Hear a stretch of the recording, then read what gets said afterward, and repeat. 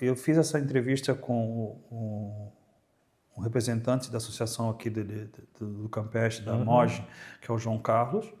Eu fiz essa pergunta também para o prefeito Topazio, quando eu fiz a entrevista com ele, né? E, inclusive, vamos chamá-lo de novo agora para falar sobre a questão da prefeitura agora, da candidatura. E vou retornar essa pergunta para ele. Nós já temos um plano de saneamento, que é o emissário. Tá. Certo? E ele não consegue sair do papel por questões burocráticas e impedimentos sociais, de questões de associações. Como você vê o emissário? Ele é bom ou ele é ruim para a cidade? Porque nós temos um outro impasse. Nós temos uma não confiabilidade com quem trabalha com saneamento na cidade, que é hoje a Casan, né? Como você vê esse impasse? De novo, perguntas complexas. Ele não é necessariamente o vilão ou o salvador da pátria. Depende muito das características e dos locais. Tem lugar que não tem outra solução, então ele pode ser uma boa solução. Em geral, eu não vejo ele como uma boa solução, porque tem outras soluções mais sustentáveis e que poderiam suprir toda essa demanda muito crescente de população e de crescimento populacional e de crescimento em geral de negócios da ilha. Agora, se a gente não vai mais a fundo do que o próprio emissário, é entender que o planejamento e o plano já não está comportando o que tem hoje, muito menos daqui a 20, 30 anos, que é para quando essas obras também prometem ficar prontas. Eu penso assim já, então, como um ativista ambiental, um trabalhador nessa parte da sustentabilidade, é que a gente está pensando em soluções atrasadas e que a gente não está tendo a discussão ampla e complexa, e que é difícil de a gente pensar, né? Até para eu te dar uma posição sobre um emissário, eu precisaria entender de qual emissário que a gente está falando, de qual localidade, de qual é a verba, o orçamento, se a gente consegue uma parceria público-privada, qual o impacto ambiental e social, a gente vai fazer um emissário do lado de um aquífero que abastece uma região, um risco de poluição enorme, a gente vai desocupar pessoas, a gente vai virar aquilo ali uma outra preocupação, vai virar um terreno para daqui a pouco de especulação imobiliária para ser construído, um resort, que é a preocupação também, estou tentando jogar diversas hipóteses. De novo, eu vou no caminho no meio. É necessário a gente conversar mais, são problemas complexos, são problemas globais, não adianta, inclusive, a gente não conversar nem com o bairro do vizinho, nem com a cidade vizinha, porque o ar é o mesmo, a água é a mesma. Então, uma coisa que a gente faz aqui afeta o outro. Então, o que eu proponho é o caminho do meio, para a gente encontrar soluções. O emissário pode ser uma solução, mas eu não vejo que ele é a única e vejo que ele está saindo atrasado. A gente está correndo contra o tempo à medida que a ilha vai enchendo de problema, enchendo de outras coisas. Bom, agora eu vou falar como o Carlos, cidadão, com o pré-candidato André. Se a gente já está atrasado em relação ao emissário, se há um ponto atrás ali você se preocupou em relação a uma cidade que hoje é vista, Brasil, a nível mundial, né, em questão de ambiental, que é uma cidade de qualidade de vida, que tem um verde maravilhoso, e realmente Floripa é fantástica, né? Dentre todas as cidades brasileiras, se a gente já tem esse problema e já está muito atrasado, e nós estamos tendo problemas com praias, com balneabilidade e grandes, quanto mais tempo levarmos com essa discussão de qual seria a melhor forma sem ter a solução, isso automaticamente vai ser prejudicial ainda mais para a balneabilidade da ilha. Sim. Que a curto prazo vai acabar com a imagem de ser uma cidade de natureza esplêndida, de ambiente favorável. Sim. Eu não acho que uma discussão longa que dure muito tempo realmente vai ser benéfico para ninguém. A não ser que a gente depois de um grande período de discussão, a gente tem todas as soluções do nosso Mas problema. já não era para ter, André? Era para ter, mas não tem. E o que eu quero, o que eu proponho e que eu penso, as discussões precisam ser mais ampliadas, com a participação de todo mundo e não com uma meia dúzia, mas não só para ficar discutindo. Tem soluções muito mais baratas e tem a responsabilização, ou chamar a responsabilidade para todo mundo, que afinal essa cidade é de todo mundo, é do Carlos, é do André, é do Papo de Salão, é do Copeste, é da praia, é da associação. Então que todo mundo consiga, e aí eu não tenho uma solução pronta, mas consiga entender e se colocar responsável por parte disso. Então, ao invés do emissário, será que a gente consegue fazer alguma coisa com a casa das pessoas? Poxa, é muito difícil fazer com a casa, com uma residência. Vamos pensar nos novos prédios que estão saindo, eles estão com a questão sanitária, ambiental em dia.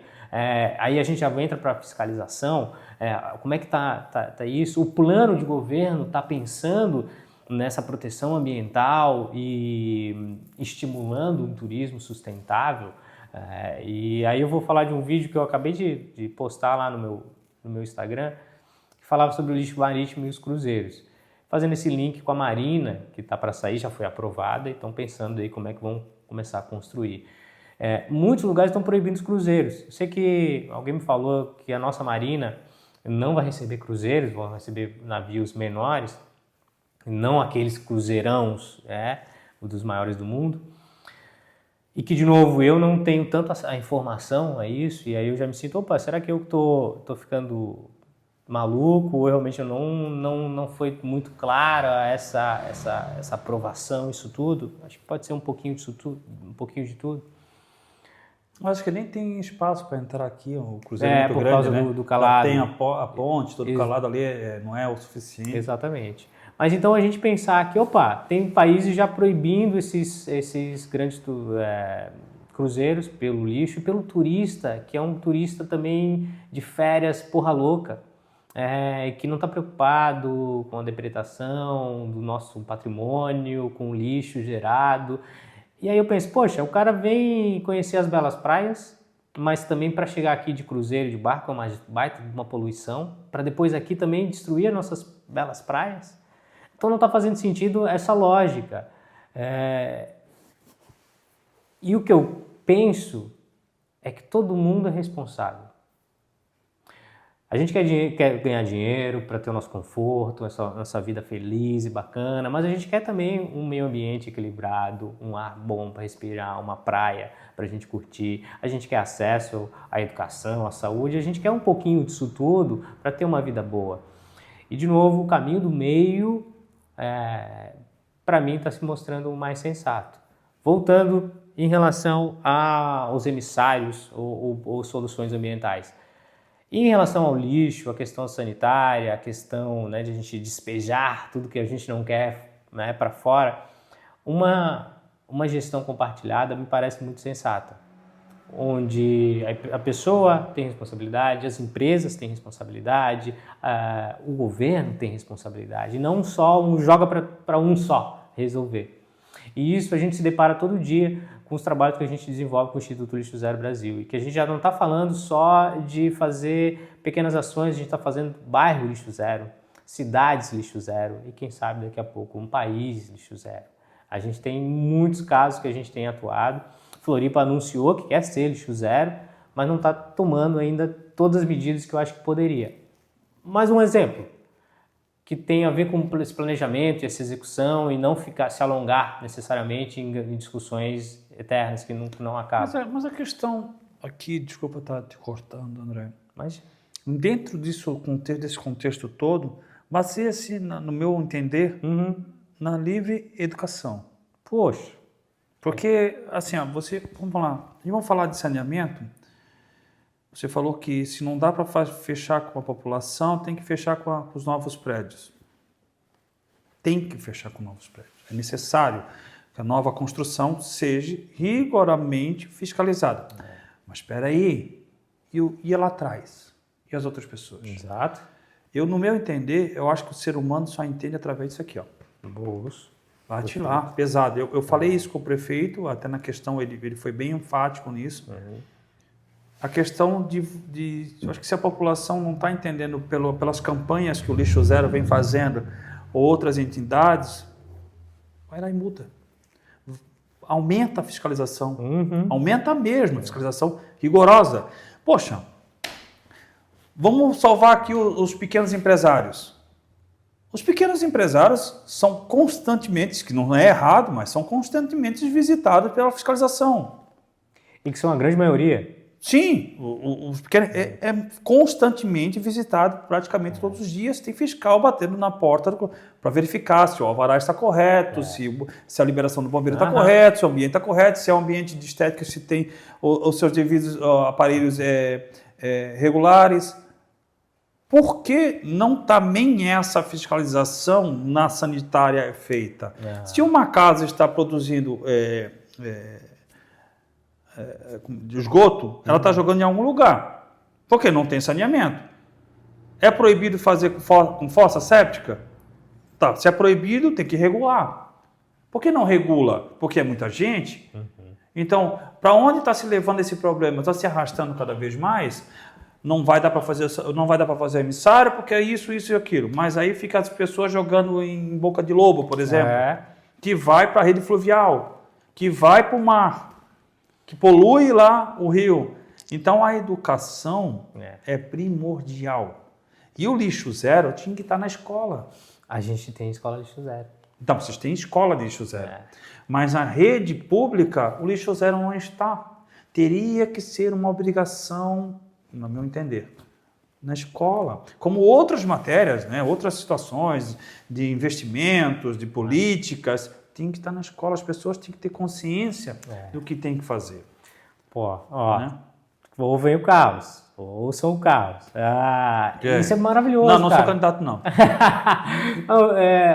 Floripa instituiu o programa de escola lixo zero, mas não deu suporte, não deu R$1. A gente está fazendo um trabalho voluntário em algumas escolas. A gente já fez a primeira escola lixo zero do Brasil, baita referência, que é em São José. Mas em Floripa a gente tem alguns trabalhos também. E tu vê como é complexo. Tu mesmo já pensou nisso, naquilo, tudo mais. Então não é só o emissário ser o vilão ou ser um bonzinho, né? A gente começar a educar o pessoal, e aí as escolas fazem esse papel fundamental, porque é o teu filho, vai puxar o teu pé se tu estiver jogando o lixo certo ou correto, jogando o lixo em qualquer lugar ou reciclando, né? Então ele vai dar aquela puxada e isso vai levar também esse espírito para daqui a pouco o teu negócio. Peraí, lá em casa eu estou fazendo direitinho, por que eu não vou fazer aqui na minha empresa? Eu estou fazendo na minha empresa, por que o governo não está fazendo a parte dele? Porque tem que, eu no meu entender, tem que haver, nesse primeiro momento, uma cobrança financeira. Porque você tem o recolhimento dos rejeitos, você tem o recolhimento do lixo reciclável, e as pessoas vão colocando lá na rua de qualquer jeito. Exatamente. Não é? Então aí vai lá, vizinho, anota, meu vizinho está jogando assim, denuncia. Aí ele vai lá e recebe uma multa. Eu tenho certeza que ele não vai deixar o sofá velho lá na esquina esperando para a semana que vem o caminhão da reciclagem buscar. Ele vai esperar o momento lá para buscar. Da mesma forma, se ele não está separando o lixo como tem que separar, multa. E quanto mais a gente separa, menos a gente gasta. Claro. Porque o gasto público é por tonelada, pelo peso do lixo que ele recolhe.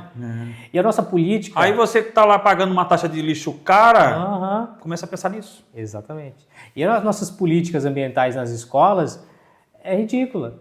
É desenhar uma árvore no dia do meio ambiente. Não é? Já passasse por isso? Já vi isso em algum lugar. E quando a gente propõe uma pedagogia lixo zero, a gente vai falar sobre a questão ambiental em todas as matérias. A matemática, a gente vai entender como é que faz uma tonelada do lixo que está indo, que vira aquilo, que vira isso. A gente está falando do lixo, a gente está falando dessa questão. Colocar isso na grade curricular é uma boa briga agora para o candidato. É uma boa briga. Né?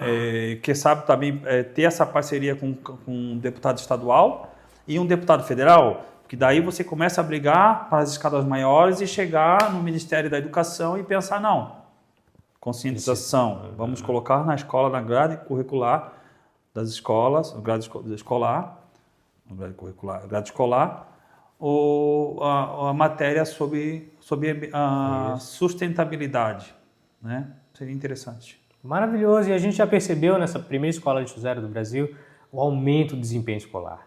Maior aprovação no vestibular, maior senso de pertencimento, menos bullying, mais acolhimento entre as pessoas e os alunos. Só coisa boa por causa do Lixo Zero. E, de novo, quando a gente fala de lixo, não é só de lixo. A gente fala das pessoas, fala das causas, fala da educação, fala de família. Tudo começa pela educação. Quem quiser procurar o seu Dr. André